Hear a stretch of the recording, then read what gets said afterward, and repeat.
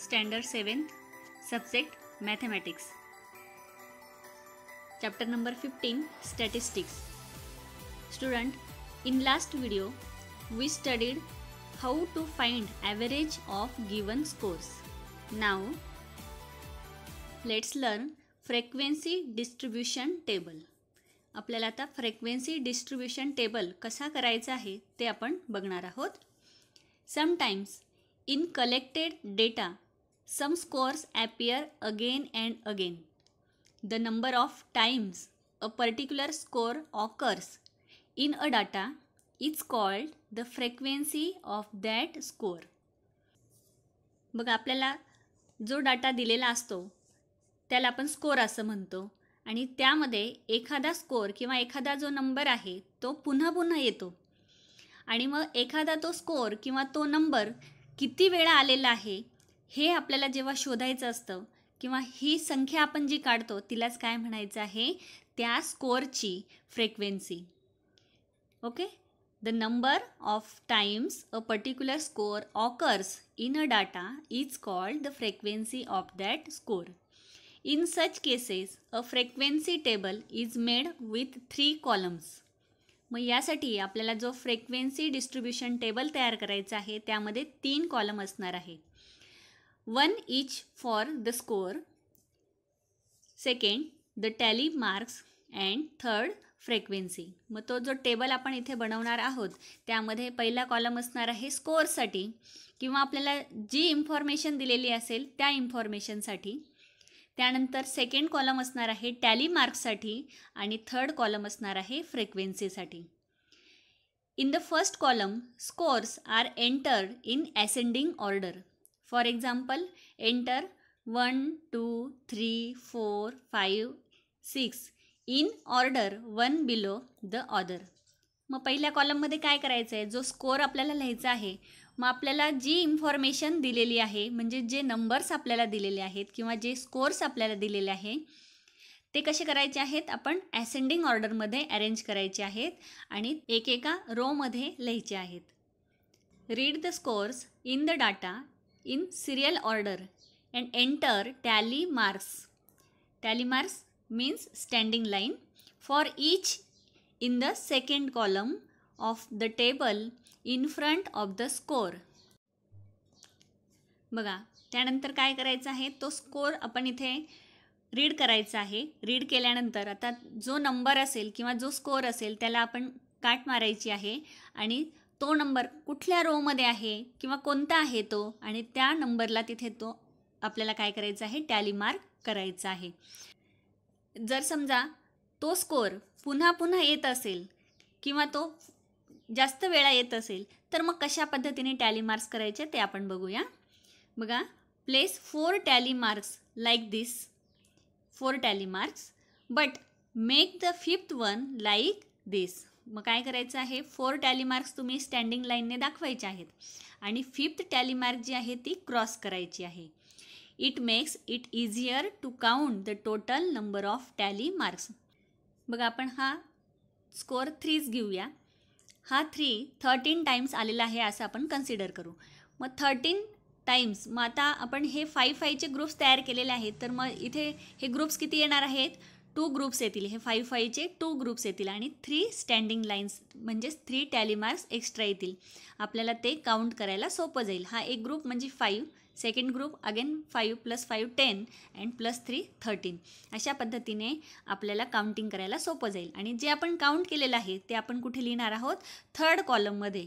आणि ते 13 हा जो नंबर आहे त्यालाच काय म्हणायचं आहे, frequency of that score. Lastly, add all frequencies, their sum is denoted by letter N. This sum is equal to the total number of scores. आणि मग शेवटी काय करायचं आहे, त्या सर्व फ्रिक्वेन्सीची ॲडिशन करायची आणि त्या ॲडिशनलाच किंवा त्या समलाच कुठलं लेटर यूज करायचं आहे, कॅपिटल N हे लेटर यूज करायचं आहे. आणि ही जी सम असते ती सम म्हणजेच आपल्याला जे स्कोर्स दिलेले असतात, टोटल नंबर ऑफ स्कोर्स, तेवढीच आपली ॲडिशन ती आलेली पाहिजे. म्हणजेच आपण जो फ्रिक्वेन्सी डिस्ट्रीब्यूशन टेबल तयार केलेला आहे तो आपला करेक्ट आहे असं लक्षात घ्यायचं आहे. आपण एक्झाम्पल बघूया. Making a frequency table of the given information or data. Example, the distance at which some children live from their school is given below in kilometers. बघा आता इथे आपल्याला काही जे मुलं आहेत त्यांचं घरापासून तर शाळेपर्यंतचं अंतर दिलेलं आहे किलोमीटर्समध्ये. 1 kilometre, 3 kilometre, 2 kilometre in this way. Let us see how to make a frequency table of this data. मग फर्स्ट कॉलम आपल्याला काय घ्यायला सांगितलेलं आहे? Score. Second column tally marks and third column is frequency. मग जो दिलेला डेटा आहे आपला त्याच्यामध्ये स्कोर्स बघायचे. 1 आहे, 2 आहे, 3 आहे, 4 आहे, 5 आहे आणि 6 पण आहे. म्हणून मग आपल्याकडे स्कोर्स किती आहेत? 1, 2, 3, 4, 5, 6. हे बरोबर आपण असेंडिंग ऑर्डरनेच इथे अरेंज करायचे आहे, कसे पण लिहायचे नाही. मग आता काय करायचे? आपल्याला स्कोर्स काउंट करायचे आहे. मग आता फर्स्ट स्कोर काय आहे? 1. त्याच्यावर काट मारायची आहे. या पद्धतीने काट मारायची म्हणजे आपण तो स्कोर काउंट केलेला आहे असा त्याचा अर्थ होतो. त्याच्या पुढे टॅली मार्क्स टाकायचा 1. त्यानंतर सेकंड नंबर काय आहे? 3. 3 वरती काट मारल्यानंतर आपण टॅली मार्क्स कुठे करणार आहोत? 3च्या समोर इथे करणार आहोत. त्यानंतर 2, मग इथे टॅली मार्क्स केला. त्यानंतर 4 म्हटल्यानंतर मग इथे आपण टॅली मार्क्स करणार आहोत. अशा पद्धतीने एक एक जो स्कोर आहे तो कट करायचा आहे आणि त्याच्यासमोर हा टॅली मार्क्स इथे करायचा आहे. त्यानंतर काय करायचं आहे? ते टॅली मार्क्स काउंट करायचे आहेत. स्कोर 1साठी टॅली मार्क्स किती आहे? 2, म्हणजेच फ्रिक्वेन्सी किती आहे? 2. 2साठी टॅली मार्क 1, फ्रिक्वेन्सी 1. 3 स्कोरसाठी टॅली मार्क्स 2, फ्रिक्वेन्सी 2. 4 स्कोरसाठी टॅली मार्क्स 5, फ्रिक्वेन्सी 5. स्कोर 5साठी टॅली मार्क्स 2, फ्रिक्वेन्सी 2. आणि 6 स्कोरसाठी टॅली मार्क्स 3 आहेत आणि म्हणून फ्रिक्वेन्सी किती येणार आहे? 3. आणि नंतर काय करायचं आहे आपल्याला? Total frequency n is equal to आपल्याला 2 + 1 + 2 + 5 + 2 + 3 हे आपल्याला सम करायचे आहे. आणि टोटल सम किती आहे? 15. म्हणजे आपल्याला इथे दिलेले जे स्कोर्स आहेत ते टोटल किती आहेत? 15 आहेत. हे यावरनं लक्षात येतं. Next example, Priya's mother bought some peas and began to sell them. Priya was sitting nearby studying her maths lesson and she observed that some of the pea pods had just 4 peas while some had 7. So she looked 50 of the pods and as she shelled them she noted down the number of peas in each of the pods. बघा आता प्रियाच्या आईने काही पीज म्हणजेच वाटाण्याचे शेंगा आणलेले आहेत आणि त्या सोलताना तिच्या लक्षात आलं की काही शेंगांमध्ये 4 वाटाणे आहेत, काहीमध्ये 7 आहेत, काहीमध्ये 6 आहेत. आणि मग तिने काय केले? अशा किती तिने त्या वाटाण्याच्या शेंगा सोललेल्या आहेत? तर 50 शेंगा तिने सोललेल्या आहेत आणि त्यावरनं तिने फ्रिक्वेन्सी टेबल तयार केलेलं आहे. Number of peas in the pod. बघा इथे दिलेलं आहे आपल्याला स्कोर्स. मग यामध्ये सगळ्यात छोटा कुठला नंबर आहे? 2. नंतर 3, 4, 5 आहे का? आहे. 5, 6, 7 पण आहे आणि 8 पण आहे. 8पेक्षा जास्त इथे नंबर नाही आहे. म्हणजेच मग number of peas in a pod म्हणजे स्कोर जरी लिहिलं तरी चालेल. तो कसा येणार आहे? 2, 3, 4, 5, 6, 7 अँड 8. मग एक एक नंबर कट करत जायचा. 4 कट करायचा. 4च्या कॉलम समोर इथे टॅली मार्क्स करायचा आहे. नंतर 3 या पद्धतीने एक एक नंबर किंवा एक एक स्कोर कट करायचा आहे आणि इथे टॅली मार्क्स करत जायचं आहे. आणि त्यानंतर टॅली मार्क्स इथे काउंट करायचे आहेत आणि ती झाली त्या स्कोरची किंवा number of peas in a pod त्याची काय झाली? ही फ्रिक्वेन्सी. 15, 12, 2, 7, 3 अगेन 3 आणि total frequency n is equal to सर्वांची ॲडिशन करायची किती असणार आहे? 50. कारण किती शेंगा सोललेल्या आहेत? तर 50 शेंगा सोललेल्या आहेत आणि म्हणून मग इथे टोटल किती आलं पाहिजे? 50. Now we know a simple way to tabulate scores is by using tally marks. Tally मार्क्सने आपल्याला स्कोअर टॅब्युलेट करता येतो.